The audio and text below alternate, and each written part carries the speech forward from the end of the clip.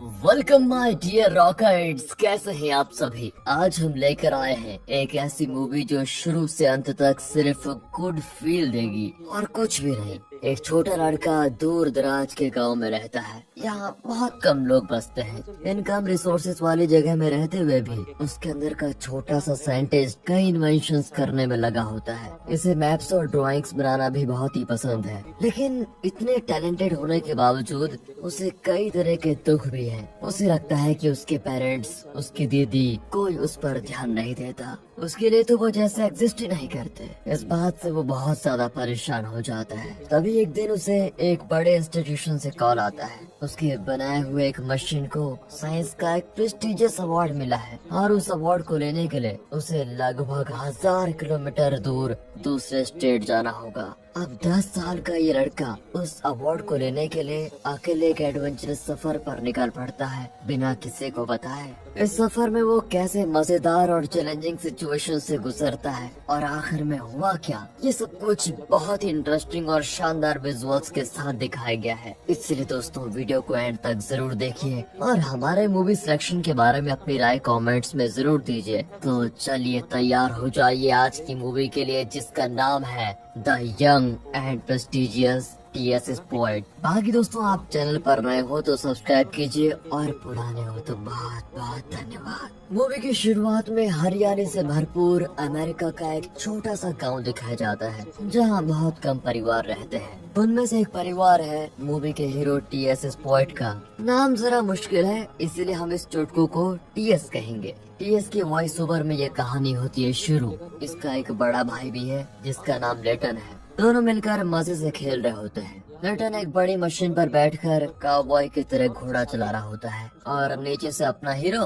ऐसे पोज दो वैसे बैठो करके उसकी फोटो खींच रहा होता है। फिर टी.एस. बताता है कि गांव से एक ट्रेन गुजरती है और उस ट्रेन की टाइमिंग्स मैं बखूबी जानता हूँ। फिर वो बताता है कि लिटन को एडवेंचर बहुत ही पसंद है और वो बड़ा होकर काउबॉय ही बनना चाहता है, ताकि हर वक्त अपने घोड़े पर सवार होकर नई नई जगह पर घूमे। दरअसल इन दोनों के पिता भी काउबॉय हैं और यही कारण है कि पापा को लिटन बहुत ज्यादा पसंद है। उसके कहने पर पापा ने ये सीसो बना कर दिया, लेकिन टी.एस. को अपने भाई से कोई शिकायत नहीं होती कि पापा इसे ही पसंद करते हैं। वो तो मजे से लिटन के साथ खेलता है। लिटन अपने टॉय गन से हर जगह शूट करता रहता है। अब टी.एस. को दिखाते हैं जो अपनी इमेजिनेशन में ननचक चला रहा होता है, तलवार से खेल रहा होता है वगैरह वगैरह। लेकिन वो बताता है कि दोस्तों, असल में मैं ऐसा कुछ नहीं कर सकता क्योंकि मेरा इंटरेस्ट तो कुछ और ही है। अब 1 साल पहले का सीन दिखाते हैं। एक साइंस म्यूजियम का डायरेक्टर साइंस स्टूडेंट्स को लेक्चर दे रहा होता है,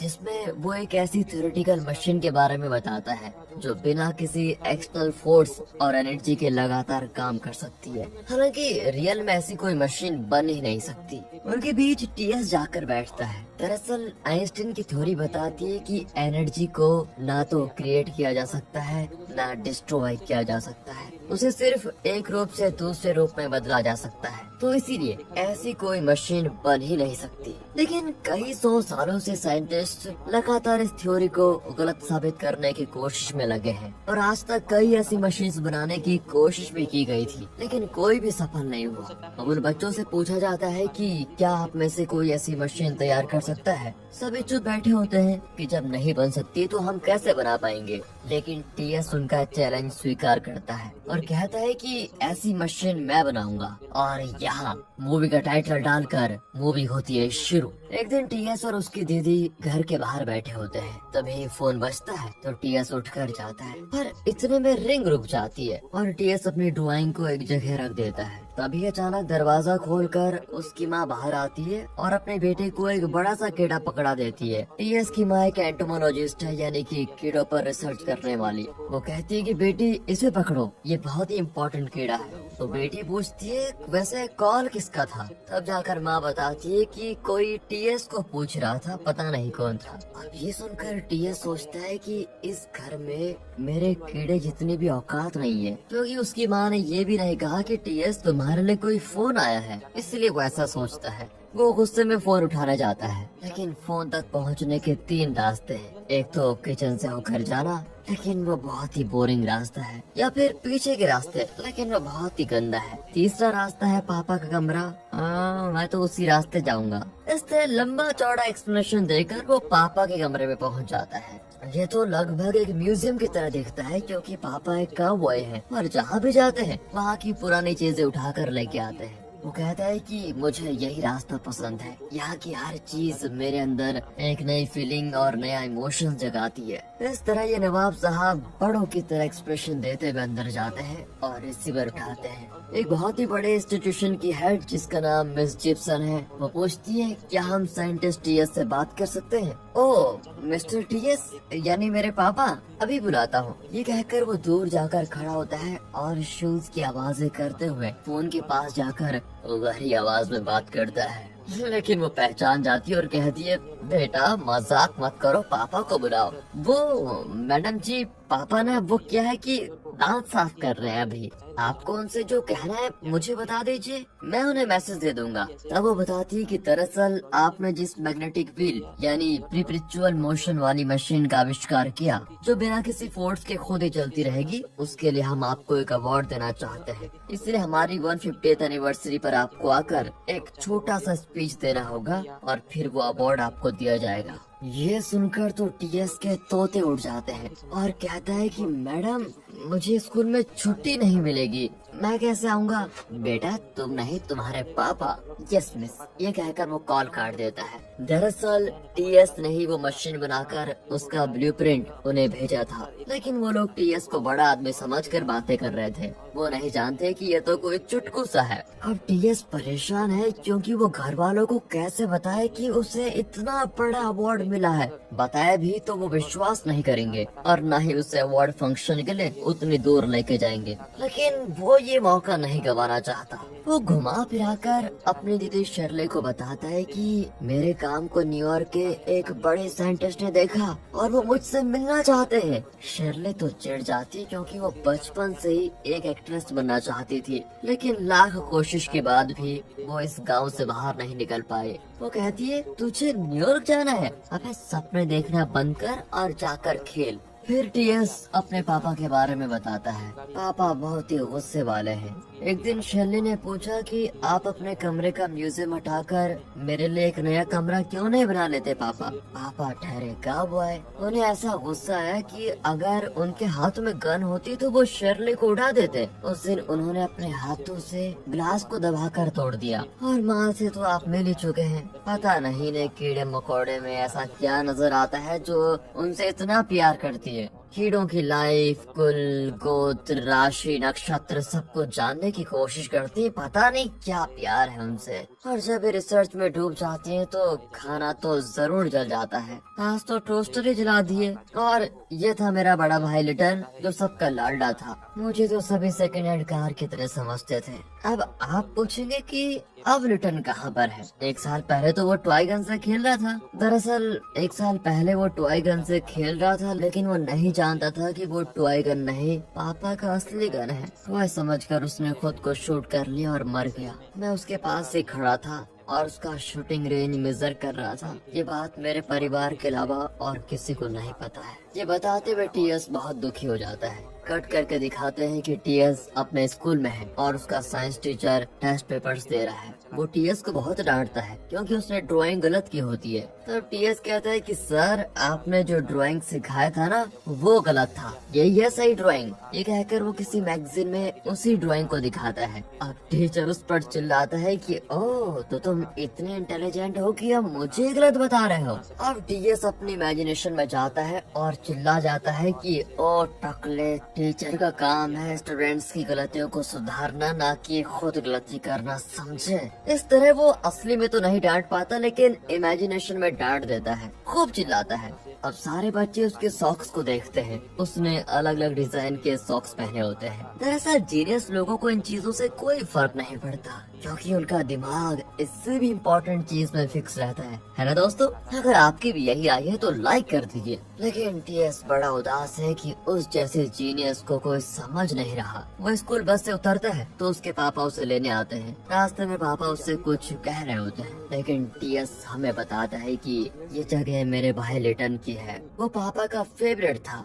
मैं भी पापा के साथ क्लोज होना चाहता हूँ, लेकिन मैं लिटन नहीं हूँ ना। मुझे साइंस के अलावा कुछ आता ही नहीं। मैंने एक बार बहुत अच्छा प्रोजेक्ट बनाकर पापा को दिखाया भी, पर उन्होंने प्रोजेक्ट को देखा तक नहीं और मुंह मोड़कर टीवी देखने लग गए। अब बताओ 10 साल का लड़का और कर भी क्या सकता है। अब रास्ते में एक भेड़ फैंस में फंसा होता है। पापा कहते हैं कि जाओ उसे उसकी मदद करो, उसे बचाओ। टीएस उतर कर भेड़ को फैंस से छुड़ा रहा होता है कि पीछे से एक बड़ा सांप आ जाता है। हेलो मर गया जीनियस, ये सोचकर टीएस बहुत डरा हुआ होता है। पर एन वक्त पर उसके पापा सांप को शूट कर देते हैं। टीएस भले ही पापा का फेवरेट ना हो, लेकिन है तो उन्हीं का बेटा। घर पर शर्ली माँ से कहती है कि आज रात माँ मुझे मिस यूएसए के सिलेक्शन के लिए जाना है। माँ भी कह देती है कि बेटा उसके लिए गुड लुक्स काफी नहीं होते, थोड़ा दिमाग भी होना चाहिए। इस तरह मजाक उड़ाकर उसकी माँ मना कर देती है। उस रात डिनर करते वक्त कोई किसी से बात तक नहीं करता। वैसे भी जब से लिटन मरा है तब से ये फैमिली जैसे बिखर गई हो। लगता है किसी का किसी से कोई नाता ही नहीं। एक घर में रहते जरूर हैं, लेकिन अलग अलग दुनिया में जीते हैं। माँ अपनी रिसर्च के लिए हफ्ते के लिए शहर जा रही है। ठीक है कहकर पापा भी उठकर चले जाते हैं। शर्ले गुस्सा होकर चले जाती है क्योंकि माँ ने उसे मिस यूएसए में पार्टिसिपेट करने से मना कर दिया। अब वो टीएस को अपने साथ आने को कहती है, पर वो कहता है कि मुझे भी एक प्रोजेक्ट करना है, मैं नहीं आ सकता। दरअसल टीएस इसी मौके का इंतजार कर रहा था, क्योंकि माँ चली जाएगी तो पापा और शर्ली उस पर उतना ज्यादा ध्यान नहीं देंगे। वो कैसे भी करके घर से निकलकर उस अवार्ड को लेने न्यूयॉर्क चला जाएगा। इसी प्लानिंग के साथ वो जिप्सन को कॉल करता है। बड़े आदमी की आवाज निकालने का उसने एक अनोखा तरीका ढूंढ लिया था। वो कचड़े के डब्बे में फोन का रिसीवर डाल देता है और बाहर से बात करता है ताकि उसकी आवाज थोड़ा गहरी और मोटी लगे। देखिए मैडम, मैं आपके शेड्यूल के हिसाब से नहीं आ पाऊंगा क्योंकि मैं कल ही निकल रहा हूँ, इसलिए आप मेरा अवार्ड फंक्शन पोस्टपोन कर दीजिए। हाँ, मैं वहाँ कर आपको इन्फॉर्म कर दूंगा, तब तक आप फंक्शन फिक्स कर लीजिए। ओके। वहाँ से ओके सर, ओके सर, इसी की आवाज आती है। इतने में शर्ली आ जाती है। वो सोचती है ये कचड़े के डब्बे से बात करके खेल रहा होगा शायद, ये सोचकर वो चली जाती है। अब टीएस यूएसए का मैप देखता है और पूरा प्लान तैयार करता है कि किस रूट से जाना है और रास्ते में किन चीजों की जरूरत पड़ेगी। वो अपने से बड़ा सूटकेस निकाल कर उसमें अपनी चीजें पैक करने लगता है। भले ही वो साइंटिस्ट है, लेकिन है तो बच्चा। रात को लिपट कर सोने के लिए वो अपना टेडी भी पैक कर लेता है। फिर वो लिटन के कमरे में जाकर अपने गुजरे हुए भाई को याद करके थोड़ा सेंटिमेंटल हो जाता है। फिर माँ के कमरे में जाकर वो अपनी फैमिली के लिए एक लेटर लिखता है। डियर स्क्वाड फैमिली, मैं एक जरूरी मिशन पर निकला हूँ। आप लोग मेरी चिंता मत करना, मैं आपका ख्याल रखूंगा। इस बारे में आपको पहले बताकर आपकी लाइफ को डिस्टर्ब नहीं करना चाहता था। आपने मेरा इतना अच्छा ख्याल रखा, इसलिए थैंक यू। आप लोग इस दुनिया की बेस्ट फैमिलीज में से एक हो। आपका प्यारा टीएस। बड़े आदमी की तरह ऐसा लेटर लिखकर टीएस अपनी माँ की डायरी भी उठा कर रख लेता है और उस बड़े और भारी सूटकेस को घसीट कर नीचे लाता है। वहाँ उसका डॉग टीवी देख रहा होता है जो खराब हो चुका है। टीएस बहुत ही इमोशनल होकर कहता है कि अलविदा मेरे दोस्त, लेकिन जल्दी मिलेंगे। डॉग भी ऐसे मुड़कर देखता है कि अबे अभी तक तो गया नहीं। ऐसे की कमी थी, अब कुत्ते भी मेरा इंसल्ट करने लग गए। ये सोचकर वो मुंह लटकाए हुए बाहर चला जाता है, लेकिन वो बहुत दूर तक सूटकेस को नहीं ले जा पाता। तब वो अपने पुराने पशुशाला में जाता है जहाँ लिटन की कई चीजें पड़ी होती है। वो लिटन की एक रेडी पर अपना सूटकेस रखकर खींच ले जाता है। रास्ते में उसके पापा की कार आ रही होती है। अब टीएस घबरा जाता है कि वो पकड़ा न जाए, लेकिन गाड़ी रुकती भी नहीं और उसे क्रॉस करके तेजी से चली जाती है। ऐसा पापा आपने कहीं नहीं देखा होगा। अंधेरे में बेटा बड़ा सूटकेस लेकर कहीं जा रहा है, लेकिन इन्हें फिक्र ही नहीं है। अगर मेरी जगह लिटन होता ना तो शायद वो रुक जाते। मैं उनका फेवरेट नहीं हूँ ना, इसीलिए। इस तरह की सैड फीलिंग्स के साथ बेचारा आगे बढ़ता है। और अपने छोटे छोटे कदमों को ध्यान में रखते हुए कैलकुलेट करता है कि पास के रेलवे स्टेशन में जाना है, वहाँ पर फिर वो करना है वगैरह वगैरह। वो जानता था कि यहाँ से एक गुड्स ट्रेन गुजरती है, उसी में चढ़कर अपना हीरो गाँव छोड़ने वाला है। लेकिन गुड्स ट्रेन यहाँ रुकेगी नहीं। उसे रोकने के लिए टीएस एक आइडिया सोचता है। वो अपना मार्कर निकालता है और सिग्नल को रेड कर देता है। फिर क्या था, गुड्स ट्रेन रुक जाती है और टीएस अपना भारी लगेज चढ़ा देता है उसमें। लेकिन तभी गार्ड्स उसको देख लेते हैं और उसका पीछा करते हैं। अपना हीरो एक ट्रेन पर चढ़कर ठीक टाइम पर उस ट्रेन पर कूद पड़ता है। रास्ते में वो खूबसूरत नज़ारों को बहुत एंजॉय करता है। वो इमेजिन करता है कि उसका भाई लिटन भी उसके साथ है। अगले दिन कैस्पर नाम की एक जगह पर ट्रेन रुकती है तो कुछ पुलिस गार्ड्स को इन्फॉर्मेशन मिलती है कि घर से भागा हुआ एक छोटा लड़का इसी ट्रेन में है। टीएस उनसे छुप जाता है और वहाँ डिलीवरी के लिए रखे हुए उन कैरवन के अंदर छुप जाता है। लेकिन एक गार्ड कैरवन के अंदर भी चेक करने के लिए आ जाता है। दरवाजा अंदर से लॉक होता है तो वो विंडो से झांकता है। वहाँ रियल इंसानों जैसे कुछ पुतले होते हैं, उनके बीच टीएस भी एक पुतला बनकर बैठा होता है। गार्ड बहुत देर से पुतले को घूर रहा होता है। टीएस की नाक भी बहने लग जाती है, लेकिन जान भी जाए तो हिलना नहीं है यार। इस तरह वो खुद को हिम्मत देकर वहीं बैठा होता है। आखिर गार्ड्स हार मानकर उस ट्रेन को जाने देते हैं और स्टेशन को रिपोर्ट करते हैं कि वो लड़का ट्रेन में नहीं है। टीएस उस कैरवन के अंदर सेटल हो जाता है। 2 दिन बीत जाते हैं। टीएस को बहुत भूख लगती है, लेकिन कैरवन के अंदर सिर्फ प्लास्टिक का खाना रखा होता है। कुछ देर बाहर का नजारा देखकर अपनी भूख बुझा देता है। फिर ट्रेन नेब्रास्का नाम की एक जगह पर रुकती है और टीएस को कहीं से हॉट डॉग्स की खुशबू आती है। वो ट्रेन से उतर कर जाता है। तभी एक आदमी उसे मदद के लिए बुलाता है। दरअसल वो ट्रेन से ग्रीस चुरा रहा था। वो टीएस को अपने साथ लेके जाता है और एक पुराने ट्रेन कंपार्टमेंट में बिठा देता है, जिसे उस आदमी ने अपना घर बना लिया है। वो आदमी टीएस को अपनी नानी की कहानियाँ सुनाने लगता है तो टीएस कहता है कि साइंटिफिकली ये कहानी कभी प्रूफ नहीं हुई है। अब वो आदमी चौंक जाता है कि बेटा तू कौन है जो इतनी इंटेलिजेंट बातें कर रहा है। खैर थोड़ी देर में ट्रेन निकल जाएगी, तू जाकर कुछ खा ले और अपनी ट्रेन पकड़ ले। टीएस एक मोबाइल हॉट डॉग्स की दुकान पर चला जाता है। तभी फ्लैशबैक में दिखाते हैं कि टीएस जब भी हॉट डॉग्स मांगता था तो उसकी माँ उसको सब्जियां दे देती थी। हाँ, पर आज मुझे हॉट डॉग्स खाने से कोई नहीं रोक सकता, क्योंकि यहाँ पर न माँ है न पापा। तभी वहाँ पर पुलिस आकर टीएस की फोटो दिखाती है और पूछताछ करने लग जाती है। टीएस मुड़कर अपना चेहरा छुपा लेता है। वो औरत कहती है कि इसे तो मैंने अभी भी कहीं देखा है। उनके जाने के बाद वो टीएस से कहती है कि बच्चों तो उस फोटो की तरह लग रहा है, लेकिन उससे जरा स्मार्ट दिखता है। अब चुपचाप हॉट डॉग्स ले और यहाँ से निकल ले। उसे थैंक यू कहकर टीएस वहाँ से जाता है तो एक फोन बूथ को देखता है। अगले सेकंड उसके घर का फोन बजता है। शर्ली उठाकर पूछती है कि भाई तू कहाँ है, ठीक से तो है ना? फिर माँ कहती है कि बेटा जल्दी घर आ जाओ, कहाँ चले गए हो तुम? फिर पापा भी बहुत इमोशनल होकर बातें करते हैं कि तुम्हारे बिना बेटा घर सूना हो गया है। लेकिन दोस्तों ये सब कुछ टीएस की इमेजिनेशन है। वो बताता है कि मेरी फैमिली ने तो नोटिस भी नहीं किया होगा कि मैं घर पर हूँ ही नहीं। दरअसल ये बच्चा अंदर ही अंदर बहुत दुखी है। उसे लगता है कि उसकी फैमिली उससे प्यार नहीं करती, उस पर ध्यान नहीं देती। क्या करे? खाना खाकर वो वापस ट्रेन के उस कैरवन में सोने की कोशिश करता है, लेकिन उसे नींद नहीं आती। फिर वो अपनी माँ की डायरी खोलता है। तब वो रियलाइज करता है कि उसकी माँ उससे कितना प्यार करती है। उसने सिर्फ रटन के बारे में ही नहीं, बल्कि टीएस के बारे में, उसकी साइंटिफिक इन्वेंशंस के बारे में और रिटन के मरने के बाद फैमिली पर, टीएस पर क्या गुजरी, इन सब के बारे में लिखा होता है। ये सब देखते देखते टीएस सो जाता है। अगले दिन वो शिकागो पहुंच चुका है। यहीं पर वो साइंस इंस्टीट्यूशन है जहां पर उसे अवार्ड मिलेगा। वो उतरकर बहुत जरूरी चीजें एक छोटे बैग में लेकर उस बड़े सूटकेस को एक इलेक्ट्रिक बॉक्स में छुपा देता है। फिर वो पैदल चलने लगता है। तभी वहाँ एक और पुलिस उसका पीछा करने लगता है। टीएस तेज दौड़ता है और एक ब्रिज पर पहुँचता है, लेकिन जैसे वो ब्रिज पर पहुँचता है तो ब्रिज 2 हिस्सों में बढ़ जाता है। इतनी दूर आने के बाद मैं इस मोटे पुलिस अंकल के हाथ नहीं लगूंगा, ये सोचकर वो उस तरफ कूद पड़ता है। खुशकिस्मती से वो नीचे नहीं गिरता और उसे चोट आ गई होती है। पुलिस वाला चिल्लाता है पर टीएस उसे इग्नोर करके अपने रास्ते चल पड़ता है। फिर हाईवे पर वो लिफ्ट मांगने लगता है। एक ट्रक ड्राइवर जो भला आदमी होता है वो पूछता है कि बेटा तुम्हें कहाँ जाना है? टीएस कहता है कि मुझे स्मिथसोनियन इंस्टीट्यूट जाना है। अच्छा ठीक है, मैं उसी रास्ते जा रहा हूँ, आजा मैं ड्रॉप कर दूंगा। ये कहकर वो टीएस को अपने ट्रक में लिफ्ट देता है। वो टीएस के साथ एक फोटो खिंचाना चाहता है,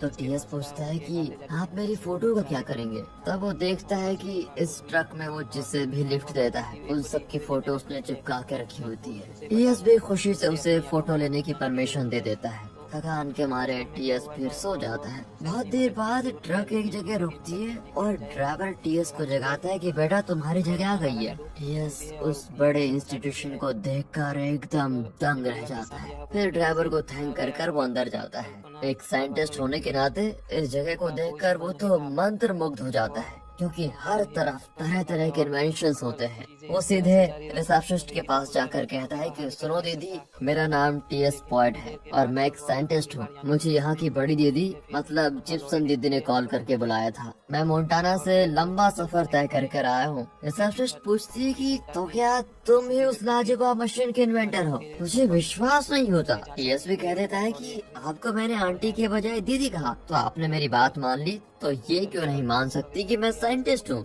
वो डगमगा जाती है कि ये कितनी बड़ी बड़ी बातें करता है। फिर वो टीएस को वेट करने को कहती है और जिप्सन को कॉल करती है। वहाँ भी टीएस को अपना भाई दिखता है जो कहता है कि वाह टीएस, तुमने तो कमाल कर दिया। इतनी मुश्किलें पार करके आखिर तुम अपनी मंजिल तक पहुंच ही गए। वेरी गुड भाई। इतने में जिप्सन आ जाती है। ओह नो, इन्हें ना दीदी कह सकता हूँ ना आंटी। जिप्सन पूछती है क्या तुम ही वो टीएस पॉइंट हो जिसने मैग्नेटिक व्हील का इन्वेंट किया? जी हाँ दीदी। Sorry aunty. नहीं नानी, बेटा उस दिन तो तुमने कहा था कि वो तुम्हारे पापा हैं। टीएस कहता है कि मेरे पापा गुजर चुके हैं, असल में वो व्हील मैंने ही बनाया था। पर जिप्सन का शक कम नहीं होता और वो रिसेप्शनिस्ट को डांटती है कि तुमने इस बच्चे को साइंटिस्ट कैसे मान लिया, इसे बाहर भेजो, मेरा टाइम बर्बाद कर दिया। तब टीएस उस मशीन को बनाने का साइंटिफिक प्रोसीजर बताता है। जिप्सन तो दंग रह जाती है और तब जाकर उसे विश्वास होता है। फिर वो टीएस को गले लगा लेती है,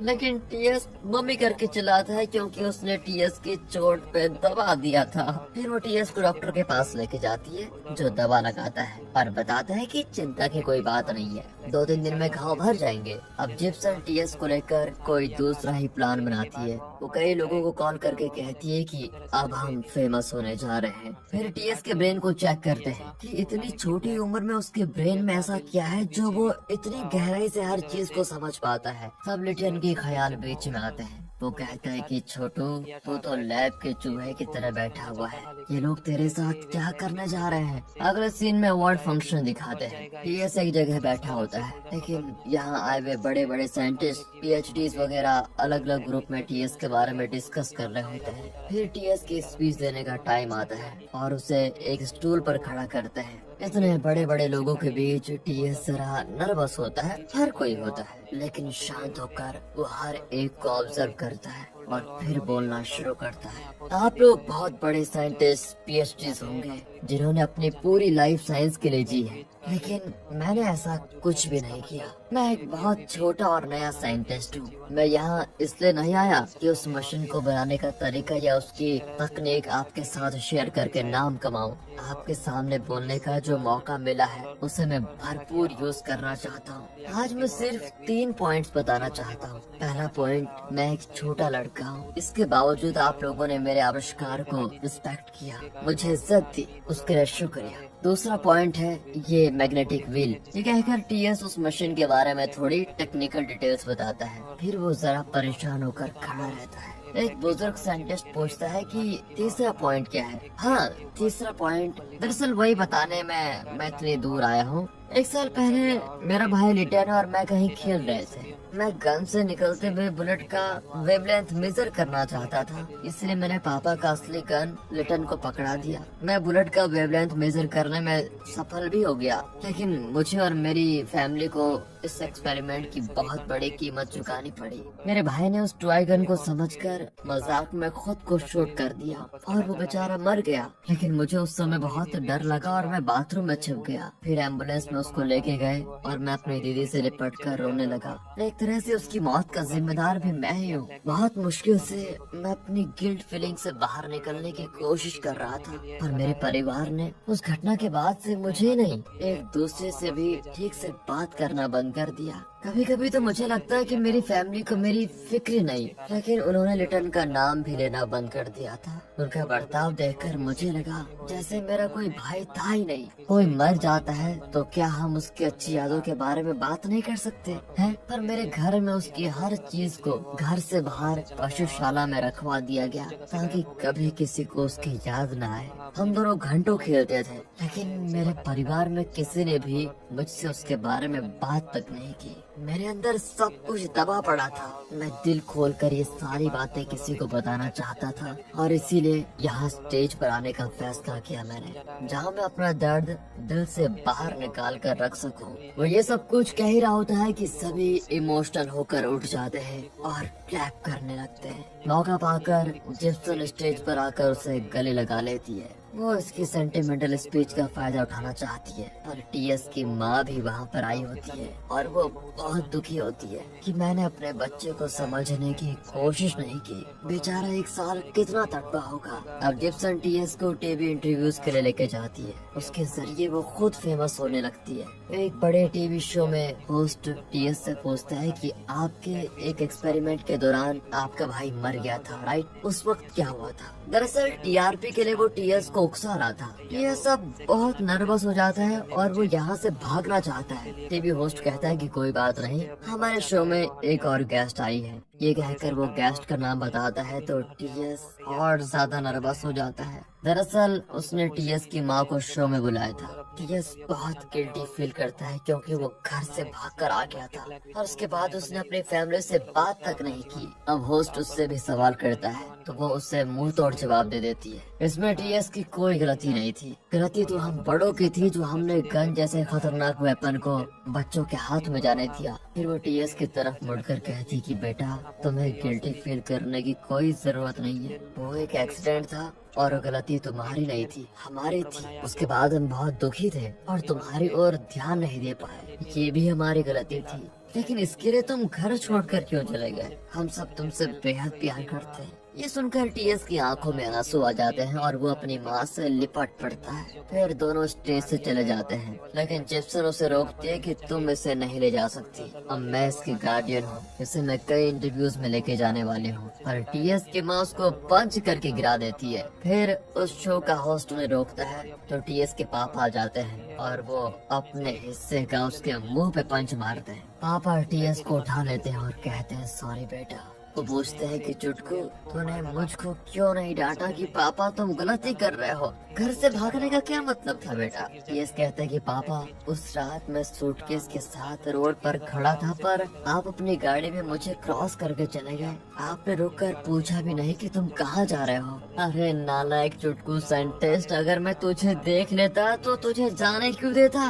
गाड़ी में कुछ गिर गया था तो मैं झुककर उसको ढूंढते हुए गाड़ी चला रहा था, इसलिए शायद मैंने तुझे नहीं देखा। अब माफ भी कर दे। ओके पापा, मुझे भी माफ कर दीजिए कि मैंने आपको गलत समझा। इस तरह ये फैमिली फिर से एक हो जाती है। सभी बहुत खुश होते हैं। टीएस की माँ फिर प्रेग्नेंट हुई है और टीएस बताता है कि चाहे दुनिया इधर से उधर हो जाए, लेकिन माँ टोस्टर जलाना बंद नहीं करना। फिर वो एक बच्चे को जन्म देती है और दिखाते हैं कि टीएस का आविष्कार किया हुआ मैग्नेटिक व्हील उस छोटे भाई के पालने को हिला रहा है। और दोस्तों, आप हमारे दोस्त, इसी के साथ ये मूवी यहाँ पर खत्म होती है। तो दोस्तों, अगर आपको ये वीडियो अच्छी लगी हो, स्टोरी अच्छी लगी हो, एक्सप्लेनेशन अच्छा लगा हो और मजा आया हो तो लाइक कीजिए, चैनल को सब्सक्राइब। मिलते हैं अगली वीडियो में, तब तक के लिए गुड बाय, ख्याल रखिए अपना and finally thanks for watching. आसान हो गया और वो होल्डर को उसके रास्ते में नहीं आया ताकि वो सीधे जाए और उसे फिर से चुड़ैल चक्र बना